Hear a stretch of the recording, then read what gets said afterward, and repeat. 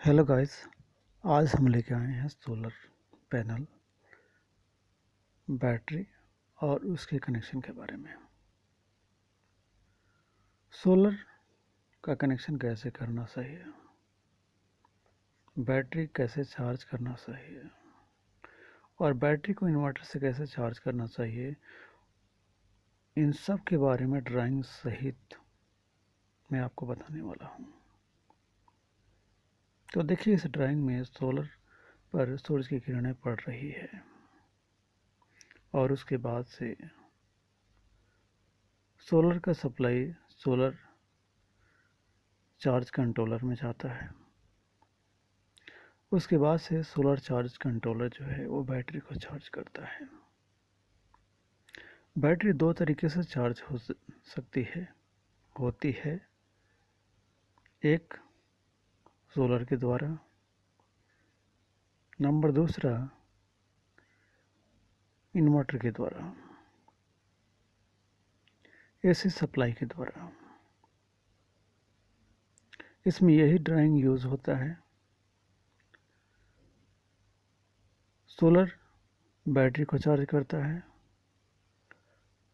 Charge controller जो है वो बैटरी को चार्ज कंट्रोल करता है। बैटरी कितना चार्ज होना चाहिए वो कंट्रोल करता है। जैसे बैटरी फुल चार्ज हो गया तो सोलर से सप्लाई कट ऑफ हो जाता है, बैटरी तक सप्लाई नहीं पहुंच पाता है। चार्ज कंट्रोलर जो है वो कंट्रोल करता है। दूसरा तरीका से, अगर धूप नहीं हुआ तो उसके लिए एसी सप्लाई इन्वर्टर के माध्यम से बैटरी चार्ज करती है। सोलर के वायरिंग के लिए केबल का साइज का चुनाव सोलर के क्षमता के ऊपर निर्भर करता है। जैसे 100 वाट के सोलर के लिए 2.5 का केबल यूज़ करना चाहिए या इससे ऊपर का केबल यूज़ करना चाहिए। अगर इससे ऊपर का केबल यूज़ करते हैं, अधिक स्क्वायर एमएम का केबल यूज़ करते हैं, तो हमारे लिए फ़ायदेमंद रहता है, सोलर के लिए भी फ़ायदेमंद रहता है और केबल लॉसेस यानी कि केबल डैमेज होने का चांसेस मिनिमाइज हो जाता है, कमती हो जाता है। तो इसीलिए सोलर के ऊपर डिपेंड करता है कि हमारी केबल का साइज़ क्या होना चाहिए, सोलर के वायरिंग का केबल का क्या साइज़ होना चाहिए, सोलर की क्षमता के ऊपर डिपेंड करता है।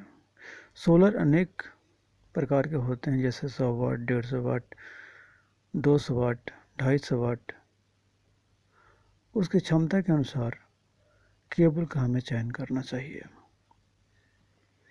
अब रहा इन्वर्टर से बैटरी चार्ज करने के लिए कितना एमएम केबल का यूज़ करना चाहिए, तो बैटरी चार्ज करने के लिए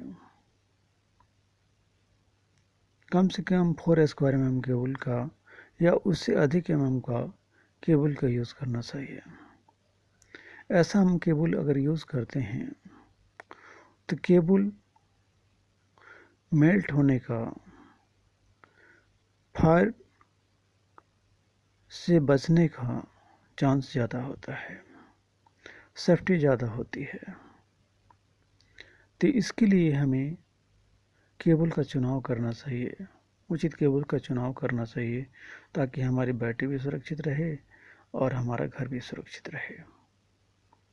तो इसीलिए हमें केबल का चुनाव सही तरीके से करना चाहिए।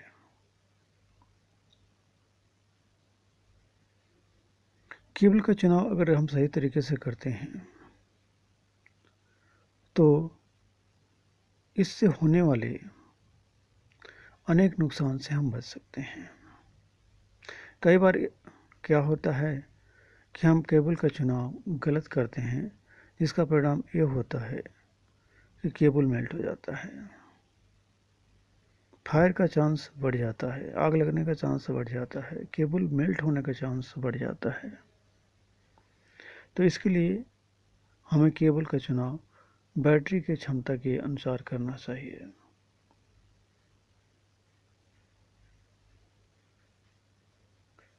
आगे है उसके ऊपर लोड कितना देना चाहिए। तो लोड का जब बात आता है तो बैटरी की क्षमता के अनुसार उसके ऊपर आउटपुट लोड देना चाहिए। बैटरी की कितनी क्षमता है, वो कितना लोड सहन कर सकता है, उसके अनुसार ही हमें लोड देना चाहिए।